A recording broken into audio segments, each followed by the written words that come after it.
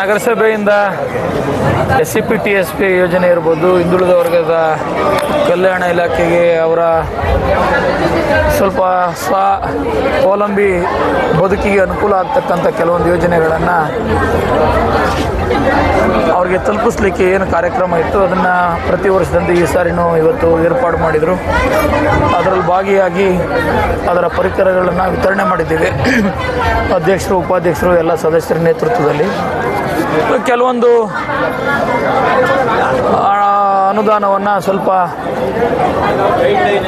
ಹಾಸ್ಟೆಲ್ಗಳಿಗೆ ಪರಿಕರಗಳನ್ನು ಖರೀದಿ ಮಾಡಲು ಬಳಸಿದರು. ಅದು ಬೇಡ, ಇಲಾಖೆ ಇದೆ ಅದನ್ನು ಪರಿಕರಗಳನ್ನು ಕೊಡಲಿಕ್ಕೆ, ರಿಪೇರಿ ಮಾಡಿಸ್ಲಿಕ್ಕೆ.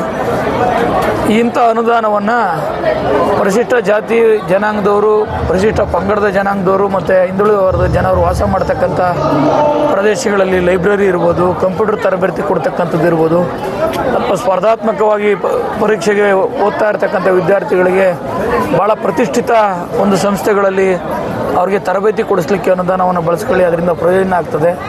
ಇದು ನೀವು ಇಲ್ಲಿ ಬಳಸಿದ್ರೆ ಅದಕ್ಕೆ ಇಲಾಖೆ ಇದೆ ಆ ಕೆಲಸಗಳನ್ನ ಮಾಡಲಿಕ್ಕೆ, ಇದನ್ನು ಸ್ವಲ್ಪ ಮಾರ್ಪಾಡು ಮಾಡ್ಕೊಳ್ಳಿ ಅಂತ ಹೇಳಿದೆ. ಅಧಿಕಾರಿಗಳು ಆಯಿತು ಮುಂದಿನ ವರ್ಷದಿಂದ ಮಾಡ್ತೀನಿ ಅಂತ ಹೇಳಿದ್ದಾರೆ.